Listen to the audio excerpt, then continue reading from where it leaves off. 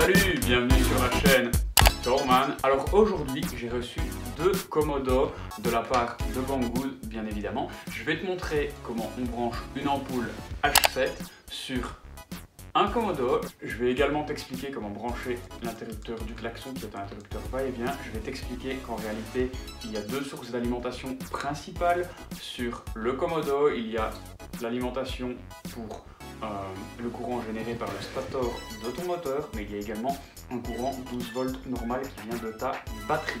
Si cette vidéo t'intéresse, on se retrouve sur Moteur. Dans l'épisode précédent, tu vois, je t'avais montré comment repérer les câbles sur un ancien commodo de TZR. Aujourd'hui, là j'ai commandé deux commodos sur Banggood. Alors je te montre pas comment on fait pour repérer les différents boutons qui composent le commodo. C'est pas trop l'objectif de cette vidéo. L'objectif de cette vidéo, c'est de voir comment tu vas brancher chaque composant du commodo, donc que ce soit une ampoule, un démarreur ou encore le relais, sur le commodo. Alors je vais faire rapidement. Je vais vite fait repérer mes câbles parce que je ne connais pas encore mes câbles, que ce soit sur le commodo de gauche ou le commodo de droit, et je vais te montrer comment on relie ça sur la batterie 12 volts. Vite fait, ici tu as le commodo de gauche, tu as grand feu, petit feu, feu éteint, ici tu as le démarreur, et ici tu as le coupe-circuit avec ces trois positions. Sur l'autre commodo, tu as les quatre clignotants normaux,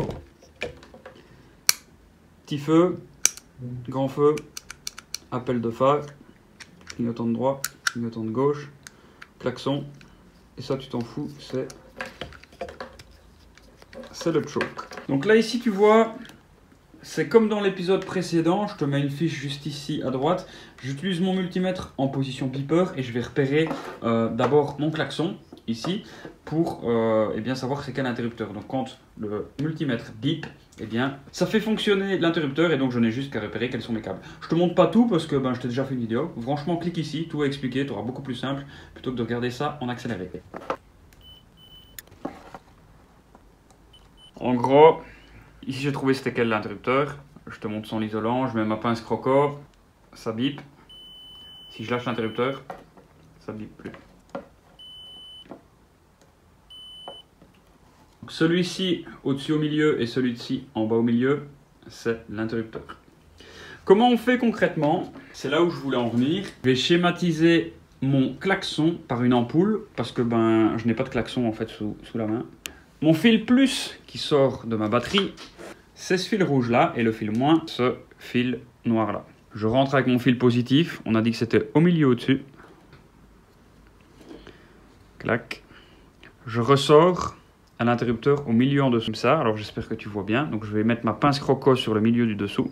Ça veut dire vulgairement que mon positif arrive, il rentre dans mon commodo ici, il est bloqué par l'interrupteur et au moment où j'appuie sur mon fil vert, j'envoie une alimentation plus 12 volts.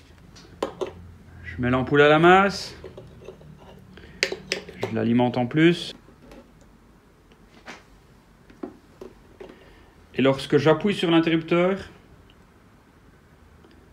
tu vois que l'ampoule s'allume.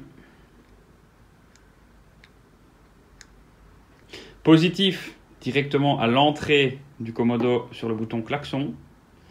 À la sortie du bouton klaxon, on alimente l'ampoule qui est alimentée en plus. Le négatif lui est directement remis à la masse de l'ampoule.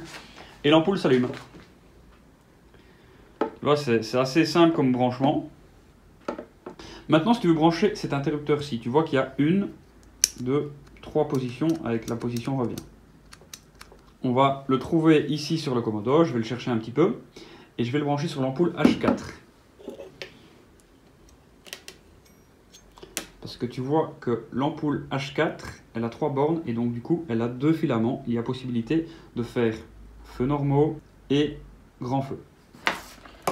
Je fais le même principe, je vais repérer où se trouve mon interrupteur à l'aide de mon multimètre. En gros, tu as vu tout à l'heure que le milieu au-dessus et le milieu en dessous, c'était l'interrupteur klaxon. Ici, je vais te montrer que la cosse du milieu au-dessus, en fait, c'est la cosse commune et c'est là où va arriver le plus tout le temps. Pourquoi? Ici sur mon multimètre, donc je suis en position beeper, je vais mettre la pin au-dessus. Donc si je me mets sur la cosse du dessous, il ne se passe rien. Maintenant si j'appuie sur le klaxon, tu vois que ça bip. Donc l'entrée 12 volts se fait ici par au-dessus, pas par en dessous. Pourquoi? Parce que tu vas voir que si je laisse ma cosse, si je laisse ma pince ici, ici il ne se passe rien. Donc l'alimentation 12 volts, je ne l'ai pas bougé. Ici il ne se passe rien, ici non plus, mais lorsque je mets l'appel de phare, tu entends que ça bip. Donc le plus 12 volts arrive toujours là. Ça, c'est le plus 12 volts permanent, continu. Donc, mon 12 volts rentre là, il sort ici pour le klaxon, il sort là pour l'appel de phare, tu viens de le voir. Les autres feux ici, l'alimentation se fait par ce fil bleu ici. Je te montre. Ici, je rentre avec mon multimètre. Je n'ai plus rien. Mais je le retrouve ici au-dessus. Je n'ai rien. Grand feu. Petit feu. Pourquoi est-ce que je rentre ici avec le positif et pas au milieu? Tout simple. Ça, c'est le positif de ma bobine et de mon alimentation du stator, de ma bécane ou de mon quad. Ça ici, c'est l'alimentation de ma batterie. Ici, vu que je n'ai pas de moteur qui tourne et que je ne vais pas m'éclater à mettre une deuxième batterie inutilement, je vais mettre le fil positif de ma batterie ici pour rentrer, mais je peux aussi le mettre ici pour rentrer. Donc, pour rappel, petit feu ici au-dessus, grand feu ici en dessous, et l'appel de phare ici là à droite. Je te relis ça ensemble, comme ça tu vas mieux comprendre. Je mets mon alimentation ici. Je rentre en 12 volts. Je sors en bas à droite, mais en bas à gauche, pardon, mais aussi au-dessus à gauche. Ces deux-là constituent un fil positif que je vais mettre à l'ampoule. Et j'ai bien sûr la masse qui vient alimenter mon ampoule.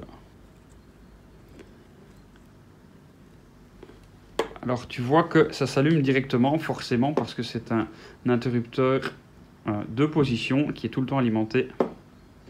Petit feu, grand feu.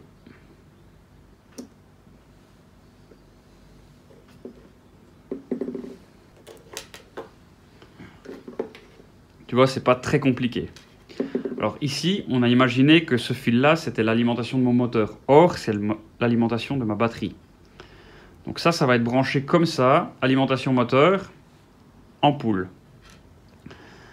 Maintenant, tu vas voir que si je fais des appels de phare, rien ne se passe. Pour que ça fonctionne, je dois mettre le fil ici, au milieu, fil positif ici, positif commun. On va brancher une sortie de l'interrupteur à l'ampoule. Et lorsque j'appuie, ça s'allume.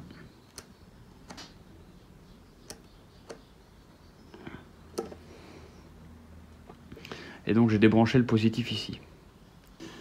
Pour ce qui est de la centrale clignotante, avec les clignotants, je vous ai déjà fait une vidéo qui se trouve quelque part ici à droite dans la fiche. Je vous laisse un petit peu cogiter là-dessus pour que vous puissiez comprendre vous-même qu'il y a bien deux arrivées de courant. Donc il y a une arrivée de courant ici pour le moteur qui génère de l'électricité via le biais du stator.